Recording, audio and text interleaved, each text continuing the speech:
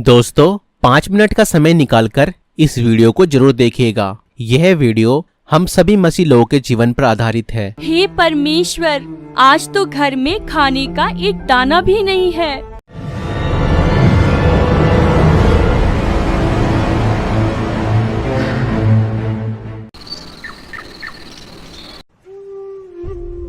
Mummy, मुझे बहुत भूख लगी है, कुछ खाने को दो ना। बेटा, बस आपके पापा अब आने ही वाले हैं और आज पापा बाहर से अच्छा अच्छा खाना लेकर आएंगे। फिर हम सब मिलकर अच्छा अच्छा खाना खाएंगे। ठीक है बेटा?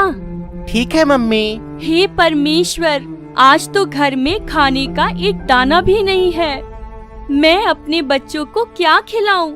और ये भी प्रार्थना में से आकर खाना मांगेंगे तो मैं इन्हें क्या खिलाऊंगी?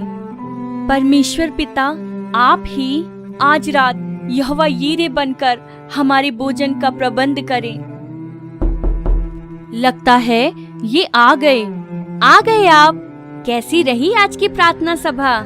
आज की प्रार्थना सभा भी हमेशा की तरह अच्छी रही और बहुत लोगों ने चंगाई और छुटकारा पाया। परमेश्वर का धन्यवाद हो। परमेश्वर का धन्यवाद हो। लाओ ये बैग मुझे दो, आप बैठो, मैं आपके लिए पानी लाती हूँ। लीजिए पानी।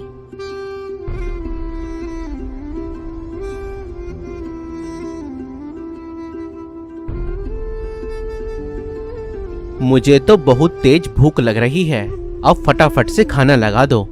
जी वो मैंने खाना तो नहीं बनाया आज।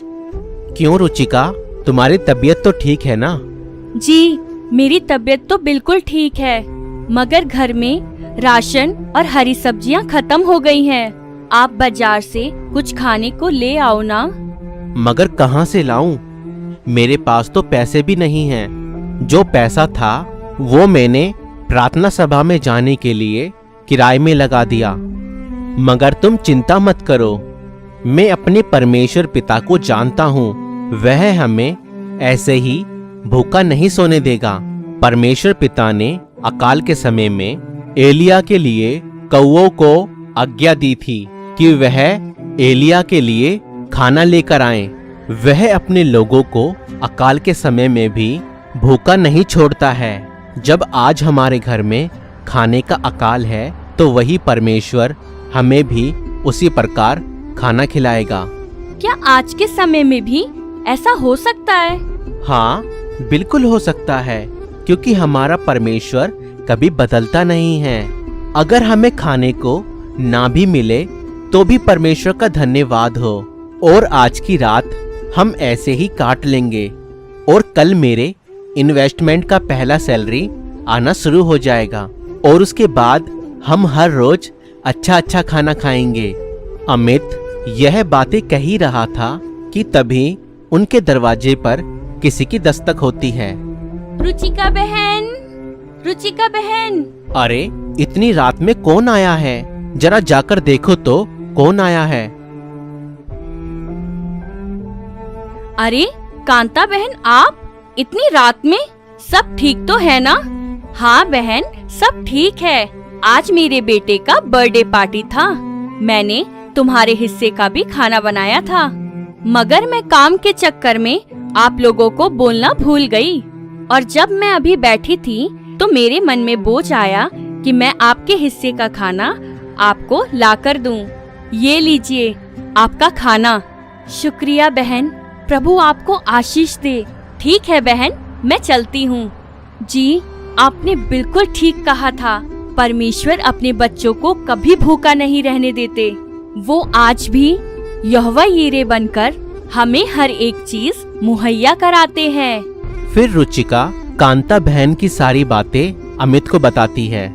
वो आज भी यहोवा यीरे बनकर हमें सारी चीजें मुहैया कराते हैं। परमेश्वर पिता आपका धन्यवाद हो। और फिर वो लोग परमेश्वर का धन्यवाद करते हैं और परमेश्वर की ओर से प्रबंध करवाया हुआ स्वादिष्ट भोजन खाते हैं और परमेश्वर का धन्यवाद करते हैं। हम जानते हैं परमेश्वर पिता ने इसी प्रकार आपके जीवनों में भी अद्भुत रीति से चीजें मुहैया कराई होंगी।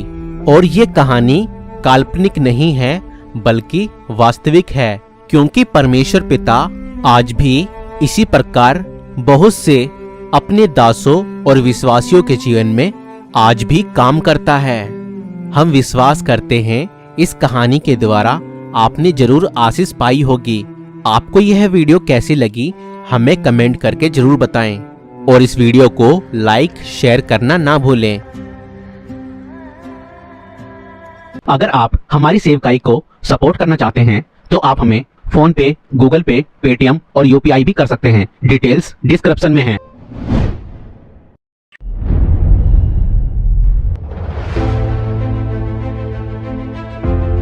तो दोस्तों, हमारी वीडियो को लाइक करें और हमारे चैनल को सब्सक्राइब करें। Thank you.